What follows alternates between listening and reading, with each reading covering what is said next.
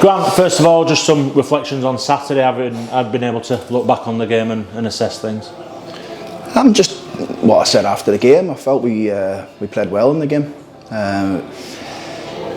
Moments when we got to the attacking half probably could have been better, and we have been previously to that in the previous 5 games, but maybe just not as ruthless as we've shown.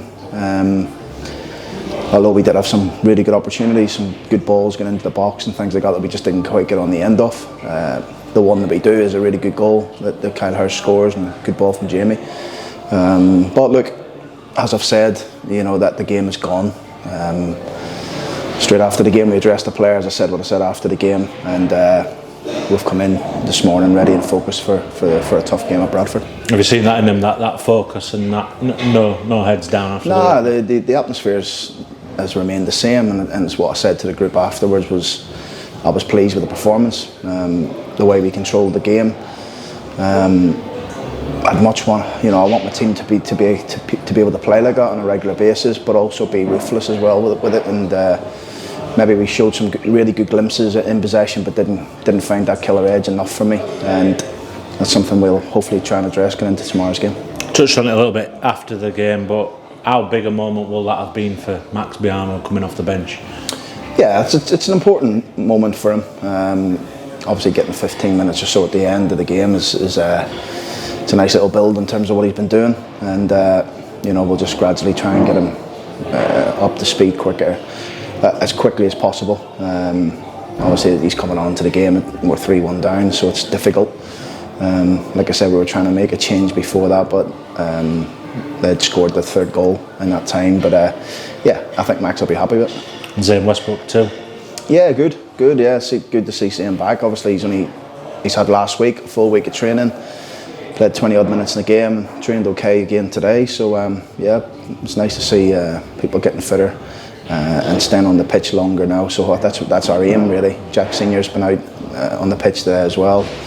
Luke Molyneux's come back onto the training pitch today. So yeah, we're starting to get players back again. Is there going to be a steady building up process with Zane as well, or do you think he'll be good to go? Yeah, look, we've got 12 games left. We haven't got the luxury of going, look, we'll give you 2 or 3 weeks. We want to try and finish the season strong. Like I said, I think we're all disappointed after Saturday's game and how it panned out really. But there's not much we can do about that now. The game's gone, it's parked. We obviously spoke to the players about it the game this morning and just switched our focus straight away to the Bradford game. Luke Molyneux in contention then? Yeah, he looks okay. He was touch and go on Saturday. Like I said, we tried him in a fitness test on Friday and it was still a little bit painful for him, but he's fine.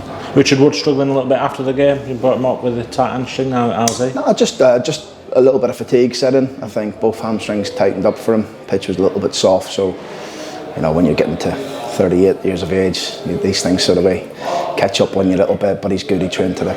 It's easy to forget, given how important and how big and how much he has played over this last month or so, just how much of the first half of the season he missed.